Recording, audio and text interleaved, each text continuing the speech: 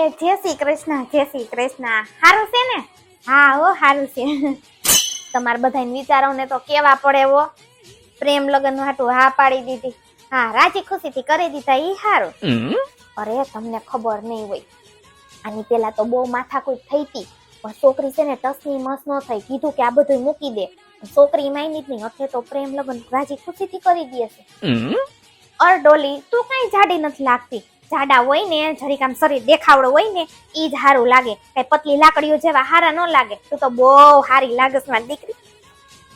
મેં બે પ્રસંગ હાટું કપડા લેવા ગયું હતું. મેં બે છોડી લીધા, પછી એનો વારો આવ્યો ને ઈ મને ક્યાં થઈ જાય. મેં કીધેલી ડબલ એક્સેલ લેમાં, તારું તો શરીર એવું હે, ટ્રિપલ એક્સેલ જોહે. તો માયની જ નહીં મારું. હા, ઘરે આવીને મને ફોન કરીને કે મેં પહેર્યો તો મને થાતું નથી. મેં કીધું મેં તને કીધું તું ટ્રિપલ એક્સેલ લે, અને વા બોર્ડ માર્યું તું કે ગમે એ થાય બદલાવી દેવા નહીં આવે. હવે હું કે છેલ્લી સિલાઈ કાઢી નાખી તોય ન થતો. માને નહીં કહી આપણું માઇન્ડ. એને જેવો પતિ મેળો છે ને એવો પતિ મેળવવા હાટું તો છોકરી છે ને જમતી હોય, વ્રત કરતી હોય. હા, જય શ્રી કૃષ્ણ કરી અને બેહી જ જવાનું. કઈ ખોટી માથાકૂટ જ નહીં. હા, મજા જો શબ્દ એક બોલે તો. આ વખતે તો મેં એને કીધું જઈ હોય તે મેં કીધું હું ફુવા મોઢું બગાડીને પ્રસંગમાં બેઠા હોય, કયક છે ને મેં કીધું હસતા મોઢે રેવાય. તમારે ખાર ખાઈને પ્રસંગમાં આવવું અને એમને મેં આવું, એના કરતા રાજી ખુશીથી આવતા હોય તો હું વાંધો. બરાબર છે ને?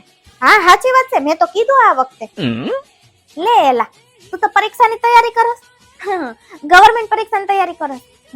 કેટલા વર્ષ થયા કરસ? 4 વર્ષ થયા કરસ? આ 5મું વર્ષ છે. આ વખતે તો તું પાસ થઈ જ જઈશ, જોજે. મેં કીધું ને એટલે નહીં.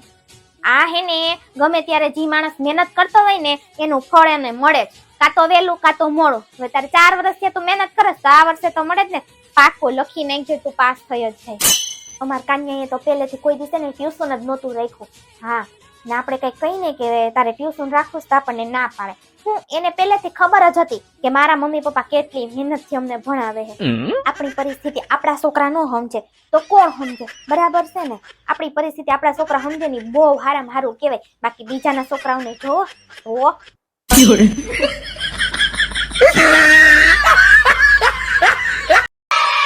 ક્યારના પૂછવા આવો છો કે તમે ખાઈ લીધું, ખાઈ લીધું, ખાઈ લીધું. હું કઈ 2-3 વાર નહીં જમી લઉં.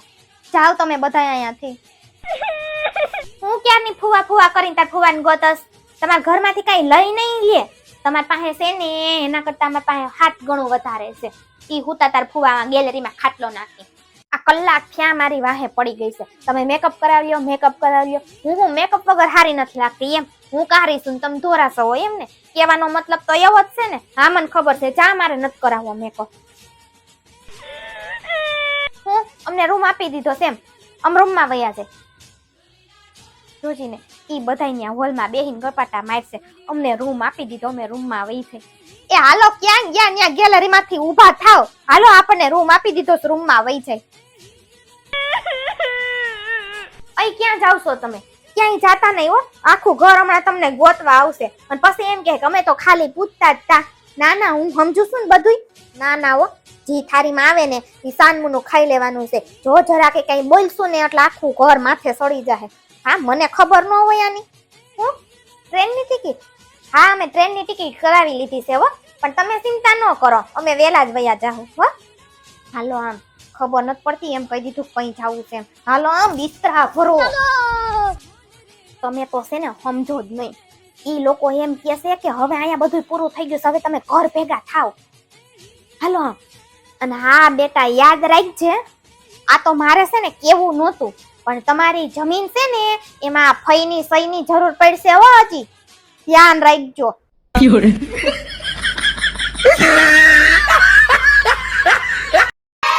ઓય હાલો હાલો, મને ઓલો ડાન્સ સ્ટેપ શીખવાડો. ઈ નહીં, ઓલો આમ કરીને આમ નથી. અરે ઈ નહીં, ઓઈલો ઓઈલો. હા, ઈ આમ કરીને છે ને. હા, ઈ મને શીખવાડો. ઓય તમે બધા જમવા કાં બેહી ગયા? હાલો આમ ડાન્સ શીખીએ. ડાન્સ એ એમ નો હોય. આને કોક શીખવાડો તો પેલા. કઈ બાજુ જીજાજી? હે? હા, ખબર જ છે. ના બેટા ના હો, મારે કઈ જરૂર જ નહીં. તારી માસી તો છે ને પીધા વગર જ મોજમાં હોય. અરે અરે, પણ હું વાતમાં એટલો બધો અવાજ કરો છો તમે? હું હોય ને ત્યાં સુધી તમારે એવી ચિંતા કરવાની જરૂર નથી. જમવાનું છે ને હમણાં હું જ બનાવી નાખું. બરાબર છે? બાકી મોજ માર્યો.